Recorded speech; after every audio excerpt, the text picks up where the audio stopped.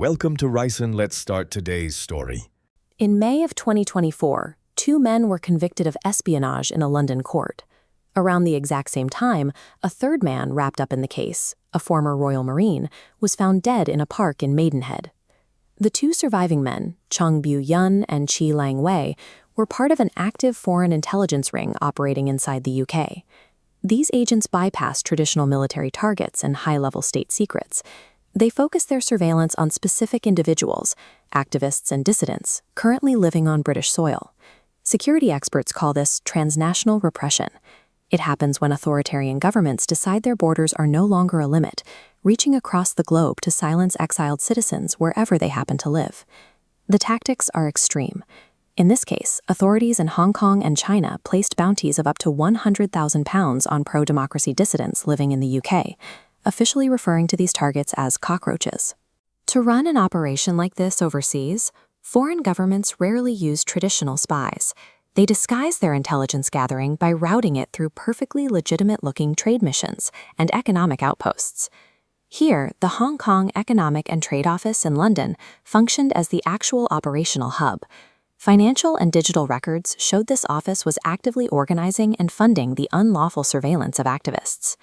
For the diaspora, the psychological toll is suffocating. Escaping an oppressive regime means nothing if the same authorities can comfortably set up shop down the street from your new home in Britain. Foreign intelligence networks frequently bypass national cybersecurity defenses by recruiting institutional insiders who hold legitimate, high-level clearance. Leung Wei was an ex-UK Border Force officer and an active special constable with the City of London Police.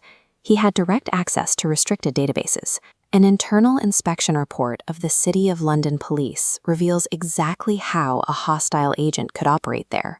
The force was dealing with severe vetting backlogs. Dozens of staff were working without the correct, unexpired security clearances for their roles.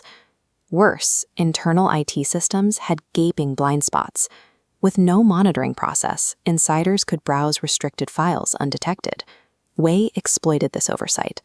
Off-duty, he logged into Home Office systems, harvested personal data on dissidents, and passed it to handlers. The back door was left wide open by domestic bureaucratic negligence. To combat this, the UK government rolled out the National Security Act of 2023. The legislation contains a specific mechanism under Section 3 that criminalizes assisting a foreign intelligence service. Using this new tool, the Crown Prosecution Service brought Wei and Yuen to trial at the Old Bailey, securing convictions for both men.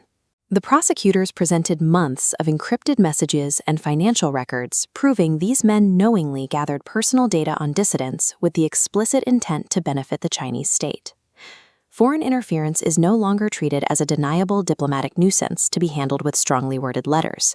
It is now prosecuted as a severe criminal offense. This text from a recent Freedom House report outlines the ongoing harassment and extra-legal actions carried out by the Chinese government inside the UK. It highlights a massive remaining vulnerability. The UK currently treats transnational repression as a high-level state security issue. This approach misses the day-to-day human rights violations inflicted on the individuals actually being targeted. Down at the street level, local police forces lack the specialized training required to recognize complex cases of transnational repression when victims report them.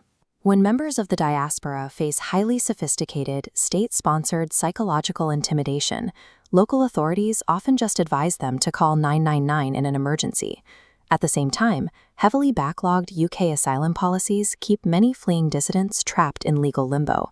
Without permanent status, they are forced to return to their home embassies for critical documents, placing them right back in the hands of the regimes they escaped. The UK has established a criminal framework to prosecute foreign operatives, but long-term security requires closing institutional vetting loopholes and actively protecting the diaspora communities currently facing this pressure alone.